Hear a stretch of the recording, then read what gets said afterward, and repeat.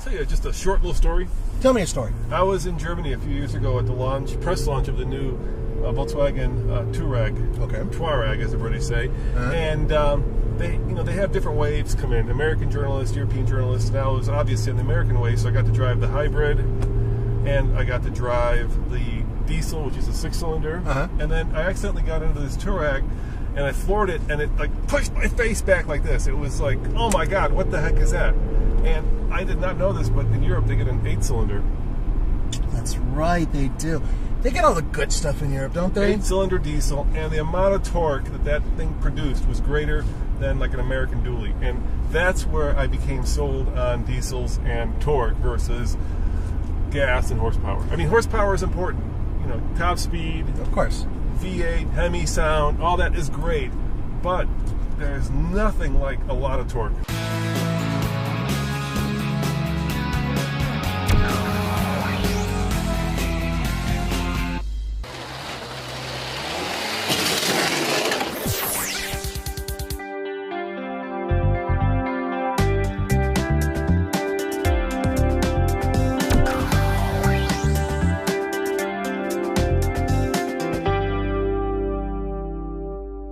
Audi has disproportionately blown away everybody who's come near them when it comes to racing with their diesel engines. They have been absolutely bulletproof and phenomenal and unbeatable. It has to do with range, and it has to do with torque, and it has to do with the fact that diesel engines seem like, to me, that they are far more reliable and long-lasting than the gas equivalent. And let's face it, Audi has doubled down on diesels, right? They certainly have. And I mean, what are we getting right now, average? What, 30 miles per gallon right now? 30 miles per gallon. And you're driving like a schmuck. I am driving like I stole it.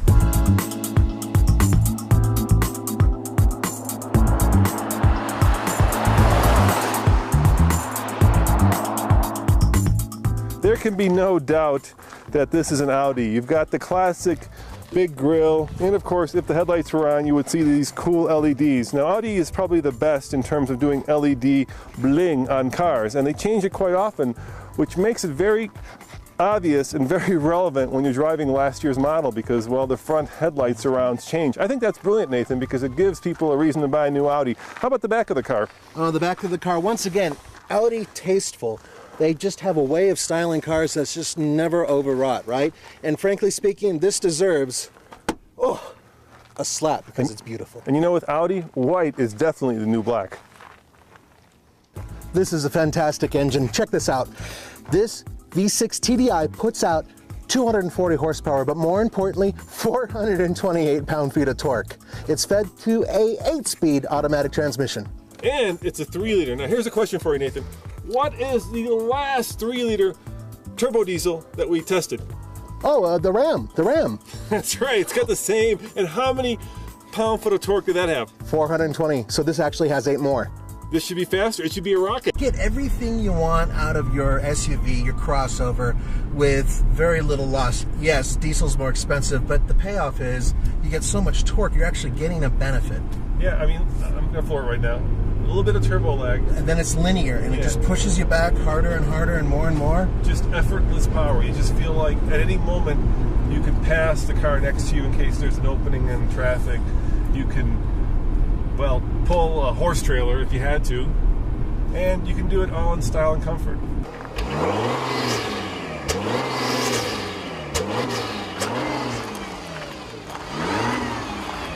That's the thing about these cars, man. You don't hear it, I know. Well, I hear the radio. Yeah, your High School Music. Well, you know. Shut this damn thing off. I told you, it's a little complicated. Curse you, MMI! But you know what? You can't hear torque, you can feel it. So let's take it 0 to 60 and you can really feel the power. You won't hear it. Fair enough. 428 pound-feet of torque. This is a little vehicle. I mean, it's really not that big. No, it's not. And it's got so much torque that it will pull your face off. I love it. But it is expensive. $51,000. It's a lot of money. It is a lot of money. And you don't get, like, cooled seats? I know, you don't. I mean, that should be standard. At least cool my butt in such a hot car, right? But you do get this really nice panoramic sunroof, and I'll open it up. Why don't you show them? Oh yeah, this would be cool. Take the camera down. Yeah, camera coming down. Give them a little blink of what's going on. Check that out. Going all the way back. Yeah. Look at the size of this thing. Takes up most of the car. One of the biggest ones I've seen. Now, to my mind, Audi does some of the best interiors in class. But having said that, this interior is starting to feel just a little bit dated. This screen feels a little bit too small. Audi's MMI, well, it's getting better, but it's still a little too convoluted. Having said that, I can tell you that everything feels expensive. All the materials are nice to the touch. And you know what? Even an older, aging Audi interior, I think is still better than a lot of the manufacturer's brand new interiors. Now this car does compete in a very crowded market segment. Cars like the RX 350 Lexus. Yeah, the Lexus, that's right.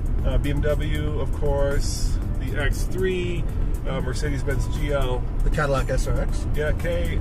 We can go on and on. There's a lot of cars that go for this audience and buyer. And I think this one, in my mind, is my favorite.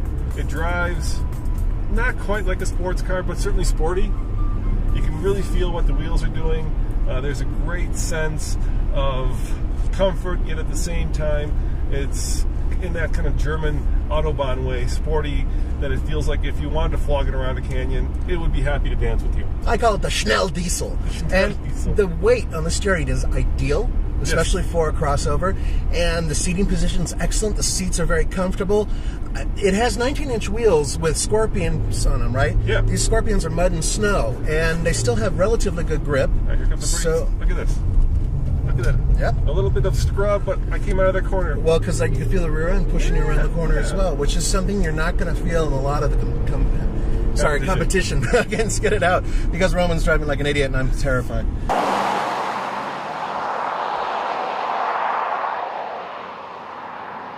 I agree with Roman.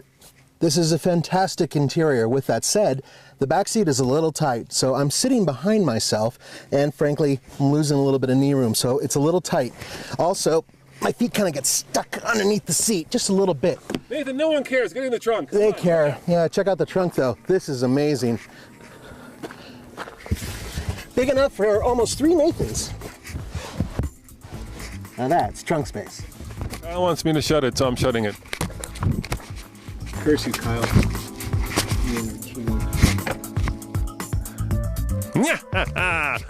Why does this mic look like a bug? That's not much of a curse, Nathan. There's so much room back here, and that's with the seats up. Yeah, it's really impressive, and I love the fact that everything here feels so nice, because you always lock me in the trunks for so long. It's actually comfortable for a human being. Check this out. Look at that. Whoa. Oh, yeah. Look at that. There you go. Yeah. Oh, look at that.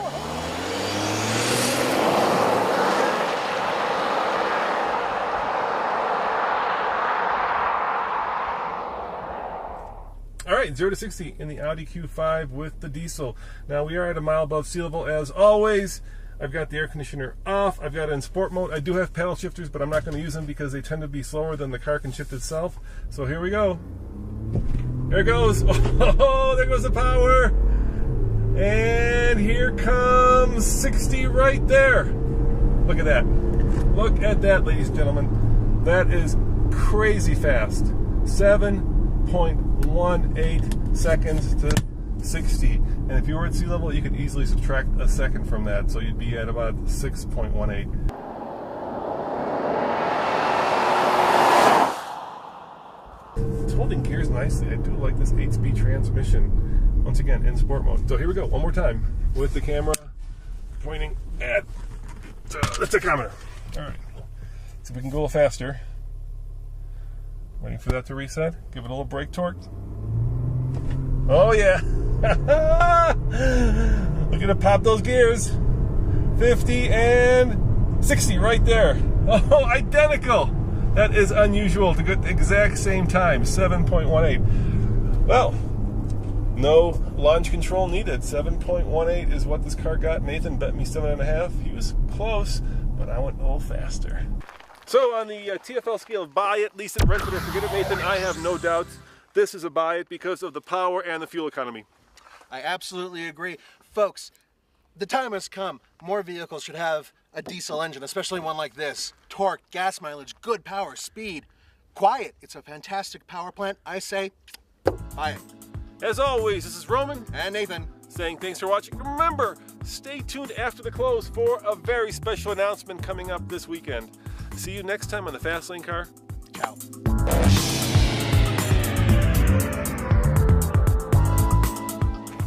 Nathan, why don't you tell them what we're covering this weekend? We're going to Austin to cover Formula One. Yes, the first time ever, the first TFL Formula One coverage from the Racetrack of the Americas, right? That's right, Circuit of the Americas. Circuit of the Americas. Well, I've got tickets. You have the tickets? No, I don't have the tickets. You have the tickets? Kyle, do you have the tickets? No, Andre had the tickets. Andre had the tickets? You're joking. Dude, he's already on a plane. You mean Andre's covering the race? He's going to... Andre! Curse you, Andre!